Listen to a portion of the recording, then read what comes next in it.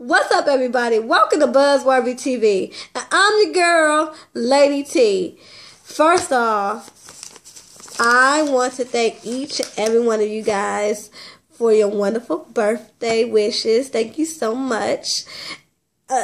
My birthday was epic. I was surrounded by wonderful friends, wonderful family. And yeah, the turn up was real. As y'all can see from that Real Housewives of Atlanta review I did last night. Fix it, Jesus. That's all I can say. When I watched it this morning, I just shook my head. It was, I had to get into my favorite mood and be like, fix it, Jesus.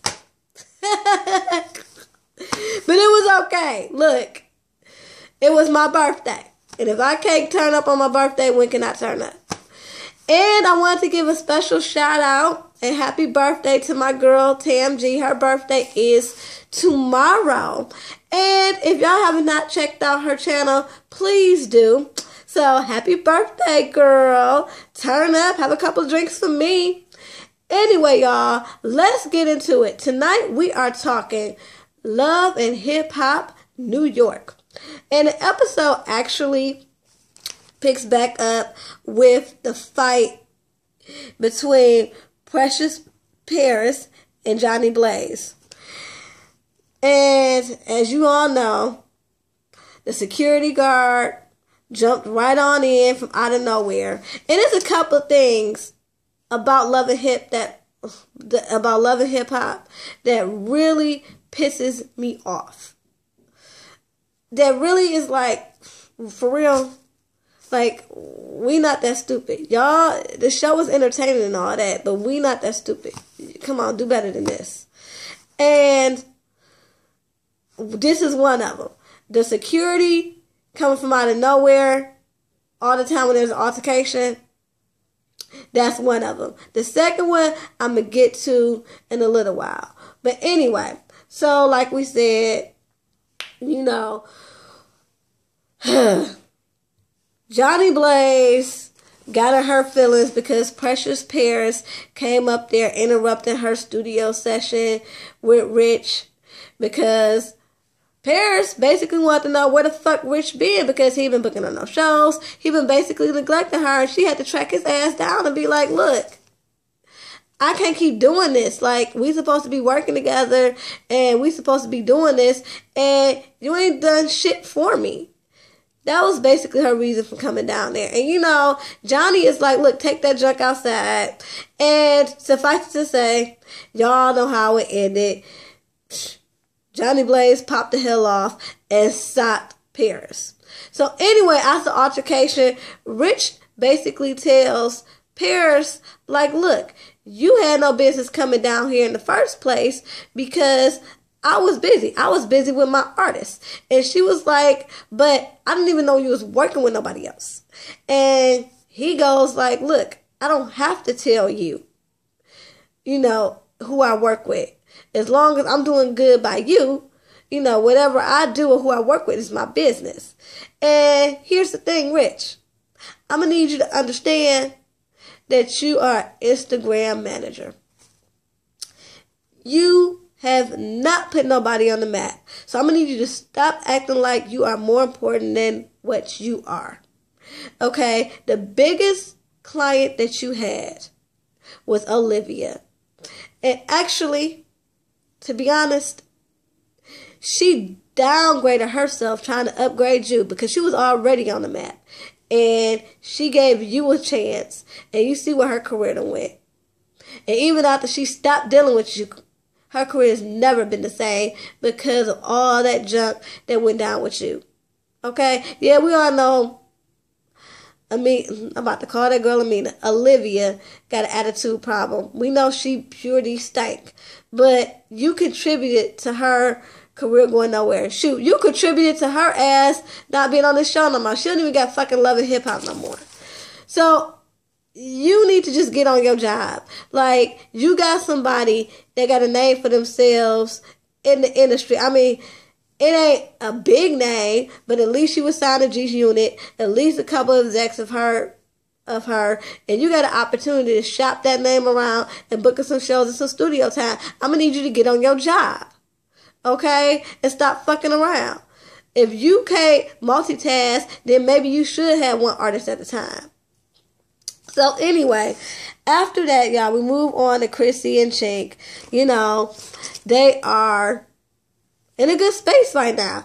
They out in Vegas, they drinking, they gambling, and, you know, Chrissy is happy. But, you know, Chink is in his feelings because he's having a lot of issues with his family. His father's not doing too well. And Chrissy, she wants to be there for him, but she's like, she feels a disconnect, one, because she has not had the best relationship with her family, and then number two, she don't know his family.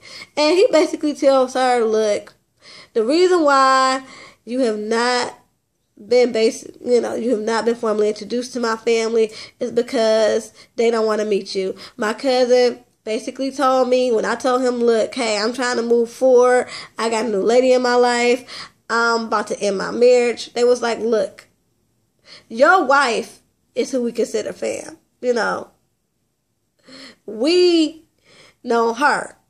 We not interested in meeting this other chick. And I kind of get it. I get it in the sense that, you know, this is not Chink's wife that he just met off the street on some old fly-by-night shit. They known each other for years. His family know her family and vice versa. It's a lot going on. But then again, it's also up to Chink to be like, look, I understand y'all got a relationship with my wife, but this is who I'm with now. You know, me and my wife, we separated. We're going to, you know, eventually we're going to be divorcing. I'm moving forward, and I'm going to need you to, you know, embrace who I'm with right now. And I'm not saying be like, fuck it. If y'all can't accept her, then y'all can't accept me. I'm not saying that. But Chink does need to put forth an effort to include Chrissy if that's who he want to be with. And I do believe that's who he want to be with because, you know, I just don't get that tease from him like he want to be with anybody but Chrissy. And so when Chrissy finds out that basically his family don't want shit to do with her, she was like, well, shit, if they can basically say fuck me without even knowing me, then they can kiss my ass. And I understand that because, like, again, I said Chick has not made an effort to bridge that gap. No, he has not bridged that gap, and it's going to be tension because he has not made that effort. Anyway, then we got Yandy and Tara. They're shopping for Yandy's baby and, you know, basically catching up. And Yandy tells Tara about Bendici, how he has this new girl. She's an assistant. She just booked his recent show or whatever. And she was like, I really don't know how I feel about this. You know, he met this girl on Instagram. And I don't know, I'm just feeling some type of way. And Tara, you know, tells her that, hey, you know, since the last time we talked, me and the kids went to, you know, met up with Amina, Peter, and the baby. So the boys can meet their little sister. And she told her how it was weird, but that she reached out to Amina because she feels like they need to talk. And Yandy's like, why do y'all need to talk? She was like, I just had so many questions, and I just feel like, you know, she can answer some things that I'm just not getting from Peter. So anyway, after that, we got Chink and his mother. Basically, Chink is, you know, I'm sorry, y'all. Not Chink. We got Cisco and his mother. Cisco is, you know, his brother passed, and they are getting flowers and going to the gravesite. And Cisco is, you know, talking to his mother about the situation with Tasha and the situation with Diamond. And basically she's like, you know, you got a lot going on, and you need to not focus on women and just focus on yourself. You got a lot going on emotionally, and you just need to stay away from women for a while because your head ain't right. And I'm like, so feeling what the mother was saying. His mother was so wise because he has a really messed up demeanor when it comes to women, and I think that's because of his past. And unless he can get his mind right and get his situation together, what went on in his past, he's not going to be able to treat no woman right. No woman right. And then, so, y'all, after that, we got Cyn and Precious Paris. They are meeting up. And basically, Paris wants to talk to Cyn about what happened between her and Johnny Blaze and Rich. Basically, she tells her about the altercation with Johnny Blaze and how Rich basically is playing her to the left. He ain't doing shit for her. And she's like, you know what? I'm going to need to talk to him, and because I'm just through with it. Like, this is just going on too much. You know, he mad when I book my own shows. He mad when I do other shit. But then he working with Johnny Blaze. It ain't showing, you know, it ain't doing shit for me. And Cyn tells her, like, yeah, you really need to work that out because, you know, basically, she didn't want to tell her, but I got the feeling she wanted to say that's exactly what he did to Erica. But anyway, so after that, we got Yandy, Emma, DC, and Remy. Basically, Yandy shows up at the studio where Medici was working with his artist. And of course, you know, Remy's there because she's working. And, you know, she's checking Remy out. And Remy got on this mini skirt and this little crop top. And she's like, is that what you wearing to work? And she was like, yeah, what's wrong when I got on to work? And she was like, honey, that is not appropriate. And Medici asks Remy to excuse them. And he asks, you know, Yandy, why you tripping? And she's like, I'm not tripping. I just don't think this is a good look for you. You know, look at how she dressed. And, you know, basically, what has she done? Like, you just basically got her off Instagram. What are her qualifications? He was like, well, you know, she's doing a really good job, and I'm not about to fire her just because you feel some type of way. And I guess that made Yandy kind of rethink a little bit of how she was approaching Medici, but she still don't really care for Remy. But, you know, she's going to back off a little bit and try to, you know, come to Remy. But anyway, we'll get to that in a minute, y'all. So after that, we got Erica and Amina. Basically, Erica is going on and on about Bow Wow because she is so in love and they done had sex and she's just basically dipped with, yeah, she's dick with, y'all. And, you know, she's just so in love. And Amina's telling her that she is going to meet up with Tara because she feels like they need to clear the air. Because she is tired of Tara thinking that she's the reason that, you know, she broke up her family. She was like, I'm not the cause of their family breaking up. She was like, and I want her to know that the only reason why I even got involved with him is because he was acting like he was single. And so after that, we got Rich and Johnny Blaze. You know, Rich wants to talk to Johnny because he tired of her popping off. You know, he feels like she's really talented, but, you know, her popping off every chance she get is not going to work. Like he said, she just got out of jail. And he was like, he'd hate to send her back to Houston and back on the pole because she is talented.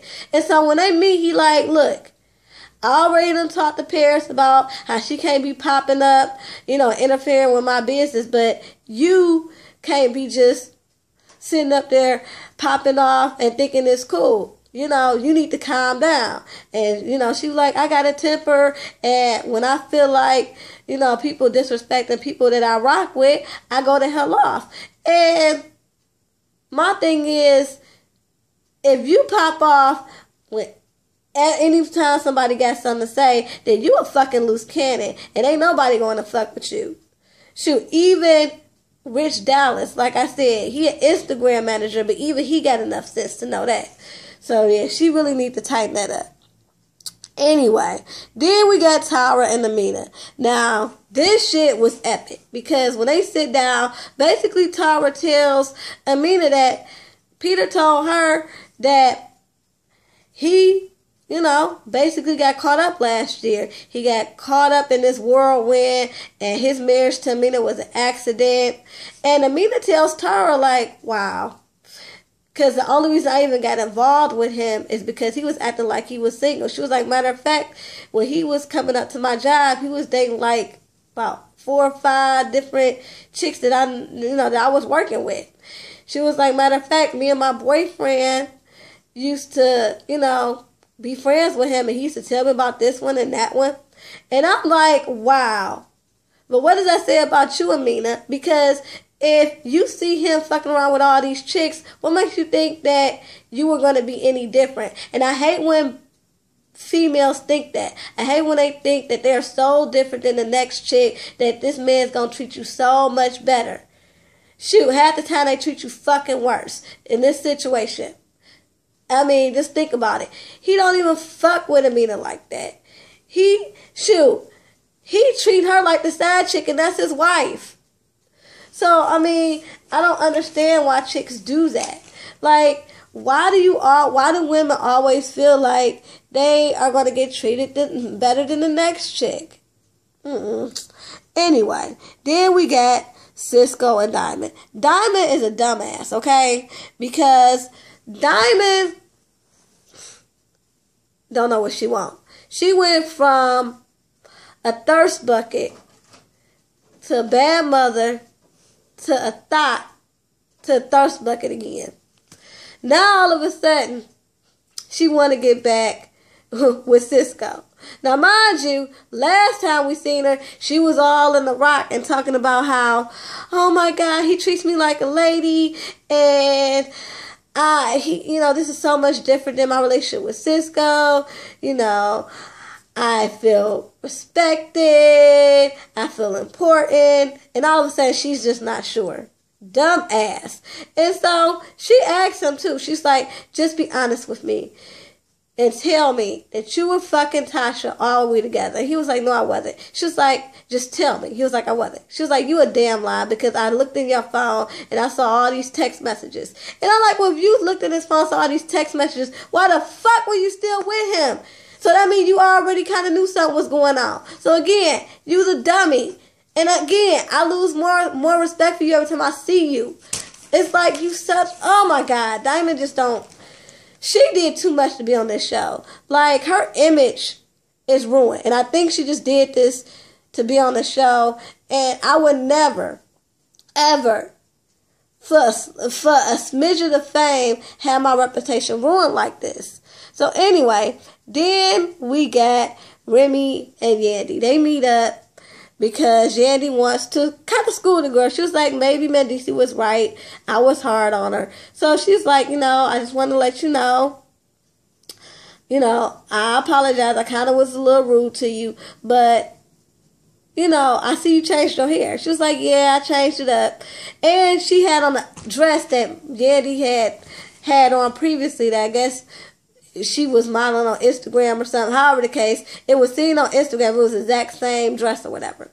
And she was like, what is this? This is some stalker shit. She was like, what are you talking about? And it's like, the girl, Remy, was playing dumb as shit. But Yandy, I do think you in your feelings because the girl is attractive. And I think you rightfully so, because I feel like Mendeecees would not have hired her if she was not attractive. He was on Instagram. He probably was like, damn, she got a fat ass, and found out that she had a little skills as far as like business or in the entertainment industry or whatever. It was like, here, I'll give her a try. She probably don't got no skills. He probably just want around just to look at. You know how dudes are. Anyway, and Remy is just somebody that's trying to get on. And she's doing it the wrong way. I agree with what Yandy is saying. She needs to calm down and stop trying to be her. Anyway, then we got Peter and Tara. Now this shit right here is crazy. So Tara, texts Peter and she wants to meet up with him. When he gets to Tara's house, she flat out asks him, so were you fucking other chicks besides Amina while we were together? Is there any truth to what she told me? And at first he was like, well, you should have told her it ain't no, this ain't my concern because I'm done with him. And she was like, that's fucking besides the point. Did you fuck them? He gonna say, hell no. And she was like, whether you fuck 2, 3, 4, 5, you fucked them. And, she went off on him and she should have. Peter, you're fucking disgusting. And like she said, it's bad enough that every time she look around, she's getting fucking embarrassed. Like, there's nothing about your relationship that she can be proud of. Nothing. But the fact that y'all got 2 beautiful boys together. Like, Peter, you need to grow up. You too fucking old and broke to be living like this. And so, y'all, the episode ends with Rich, Johnny, and Precious Paris. Rich is taking Paris to, get some new clothes. He wants to show her that he is invested in her career. He wants to get her a little makeover. And he lets her know that Johnny's coming up there too because she wants to apologize. So Johnny comes up there and she does apologize. She says, as a woman, I should never put my hands on you and I apologize. And she asks Precious, does she forgive her? And she said, yeah, I accept your apology. And then she just socks Johnny in the face. Now, y'all, this is another reason why I'm upset at Love and Hip Hop. Because it seemed like every time the show is ended, like the last 3 episodes, a fight breaks out. So I'm sick of the security coming from out of nowhere. And I'm sick of each episode now. It seems like there's a fight. It always ends in a fight. And anyway, y'all, that was the episode. So don't forget to rate, comment, and subscribe. Until next time, peace and love.